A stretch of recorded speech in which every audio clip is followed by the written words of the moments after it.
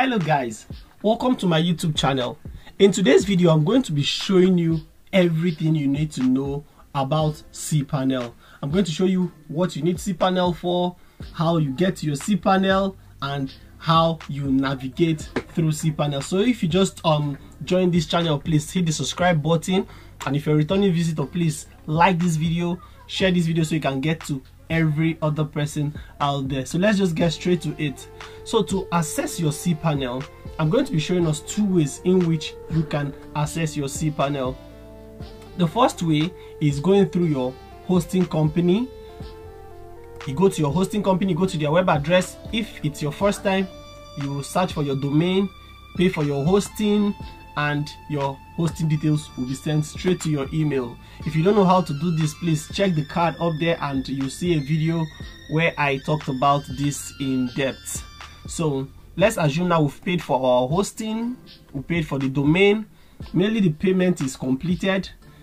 The email which you created the account with, your hosting details will be sent to you. Your hosting details is something that looks like this. You're going to see your CPanel URL, you're going to see your username, you're going to see your password. So when you've gotten to this point, the next thing you need to do is click on the URL which is sent to you. When you open that, you're going to see an interface like this. So the next thing you're going to do is copy your username which was sent to you. You paste it right there. You copy your password as well and paste it, then you log in. So once you're in on this interface, and now this is your CPanel. So I'm going to take you through the most important things in your CPanel, the things you need to know about CPanel. So let's get straight to it. The first thing I want to talk about here is the email account. What you can do here, when you click on the email account, you can see some banks has info@gtbank.com or admin@gtbank.com or payment@gtbank.com. So this is where you create all such emails. So it's going to be maybe a person's name or maybe gerald@gcsglobal.com. That is for my personalized corporate email. So you can create all of that from here. You can just click on this create. Then you put the username you want to create for. If I want to say booking at this adminname.com. So this is now going to be booking at the smallbusinessadmin.com. So when you create that, you set a password for it. So I'm gonna just generate a password and I go ahead and just click create. So you can see this email has been created, booking at the smallbusinessadmin.com. So if I want to check this email, I can just click on this right here. Then I'm going to click on open.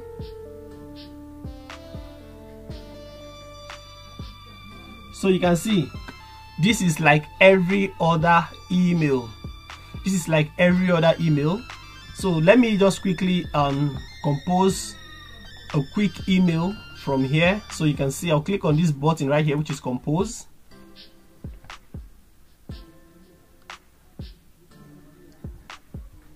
So you can see, so right here I'll say I'm sending it to my email g6global@gmail.com. so subject is booking reference. So I'll say please find attached. So I'm going to click on send. So you can see message sent successfully. So the next thing I want to do right now is go to my email and confirm if that email really dropped. So you can see it already. You can see the email is there. Let me click on it. So you can see it. Okay, so that is how you create an email and send emails with your CPanel customized webmail. Now the next way you can log into your webmail is by clicking the name of your website, smallbusinessadmin.com/webmail. Then you press enter. This is how you access your email.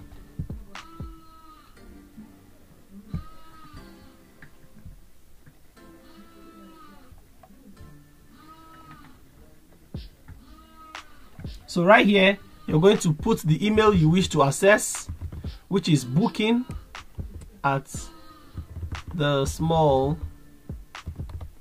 business admin.com. So you put that, and you put the email, the password which you generated from there or which you created, and you just log into that particular email and you can continue from there. So the next thing we want to talk about now is the forwarders. Let's go to forwarders. So you see what forwarders do. So this is the email account. Then here is the forwarders. What forwarders does is, most times for you to access your webmail, you need to use a laptop so you can access your webmail. It's usually difficult having to set this up, and you don't have your PC all the time, and you cannot set up your webmail easily on your mobile phone, but you have your Gmail and your Yahoo set up on your mobile device. So what this forwarders does is to help you forward every single message that is sent to your webmail straight to your Gmail with no delay. Right? So I'm going to add a forwarder right now. So I'm going to click on this now to add a forwarder. Alright, so if I say any message that is sent to this address should be forwarded to another address, I can set that up. So for instance, any email that is sent to booking at the small business admin should be forwarded to G6 Global at gmail.com. Right, then I'm going to click on add forwarder. So you can see now that has been added. Let me quickly go to my Gmail and probably log into my other accounts and see if this works. Okay, so this is one of my emails which I'm going to be test running with. So I'm going to compose an email right now and send it to booking at the smallbusinessadmin.com. So subject would be testing. I just want to test. Then I'm going to send this email to booking at the small business admin. Let me see if it's going to be forwarded to the email I set it to forward to, which is g6global.com. So the email has been sent. So let's first of all check the small business admin if it got a new email. Okay, so you can see the email just came in right now. So let's click and see. So you can see it. I just want to test. So the next thing I want to do now is go to my email which I asked this email to be forwarded to. So I'm going to check it right now to see if a new email has dropped. So let me refresh this page and see. So you can see it. The message has been forwarded straight to the email I set it to be sent to. You can see it. So that is how you set up your forwarders.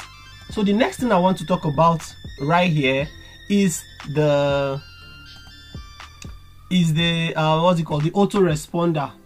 Is the autoresponder. What autoresponder does is to help you respond to emails automatically before you have time to check them. Most times when you submit tickets to some agencies, you're going to get an automated response which will say, okay, please, if your message has been gotten, one of our agents would respond to you shortly. Right, so this is where you can create that. When you click on it, you can click on the autoresponder.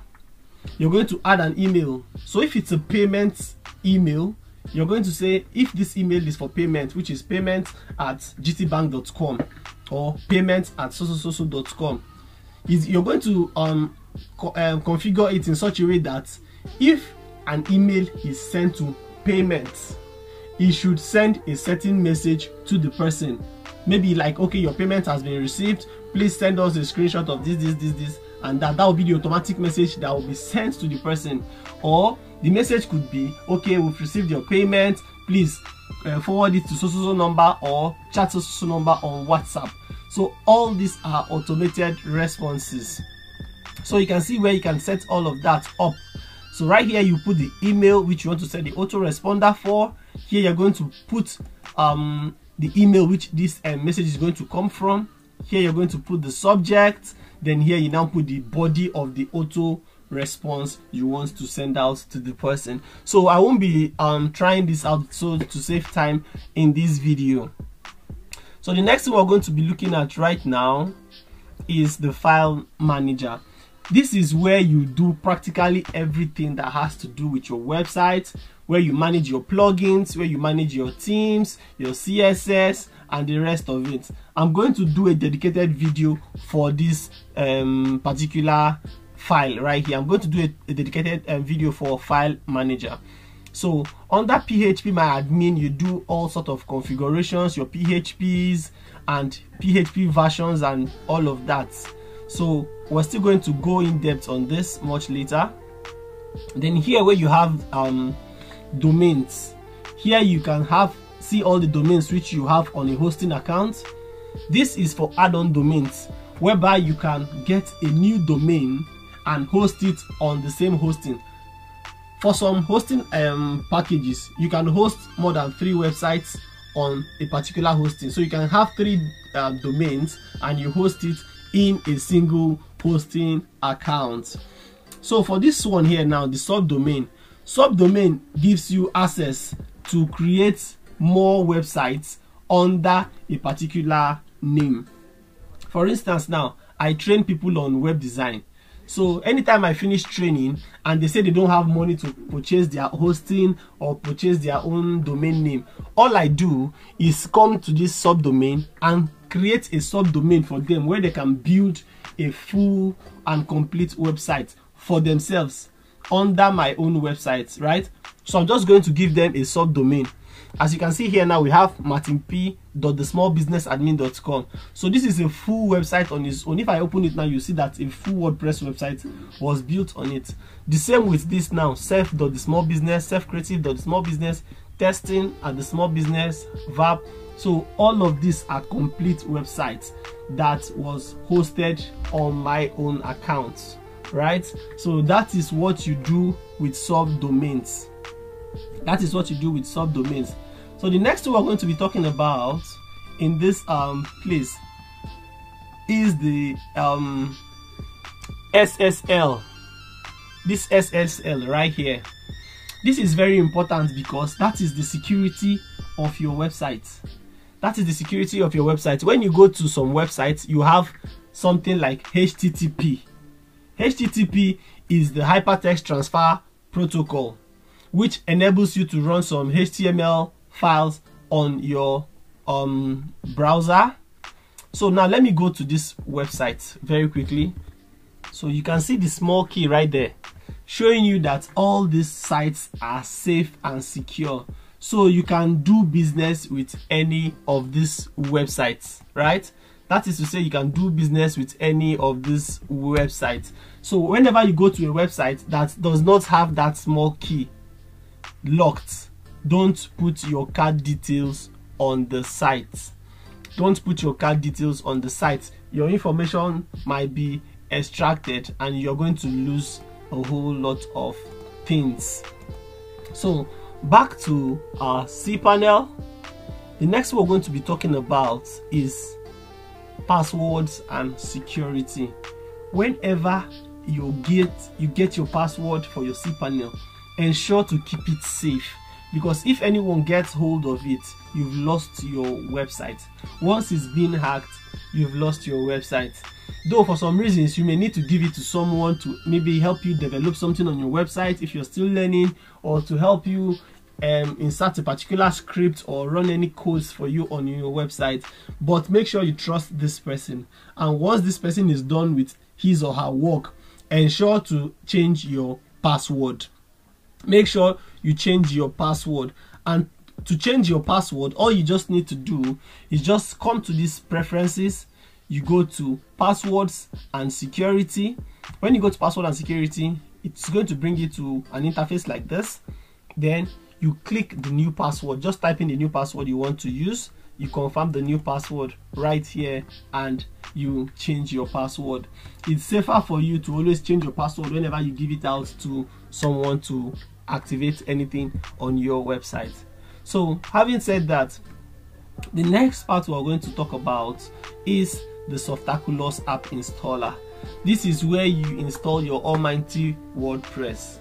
There are other programs too which you use to run your CMS. You have the Joomla, you have PrestaShop, and the whole rest of it. But WordPress is the most used in the world. It powers 43% of the whole internet. WordPress powers 43% of the whole website you see on the internet space. So this is where you install WordPress. So you click on it to install your WordPress. When it loads up, you're going to see an interface like this. Then you go down. So like I told you, I usually give my students my subdomain to work with if they don't have money to purchase their own website. So these are all the WordPress that are installed on this particular hosting, right? So this is where you can manage any of them. So any of these websites I want to go to, all I need to do is just click on this to manage it. I can click on this waste bin here to delete the WordPress, but I don't want to delete it, so I just want to manage the website. So I can just click on it now to log in and see what each website is about. So I can actually oversee everything that is happening in all the subdomains in my website through CPanel. Guys, I hope you're following everything. So if you have any question, you can drop it in the comment section. All the links to extra videos which you'll be needing, I'm going to drop the link in the description down below. Do well to check it, and there are going to be timestamps in this video so you can jump to any section or chapter you want to watch. Guys, if you got value from this video, please hit the subscribe button and follow us for more and more videos. Turn on the notification bell so you'll be the first to know when we drop a new video. Until when next I'm going to see you guys, take care of yourself. Bye for now.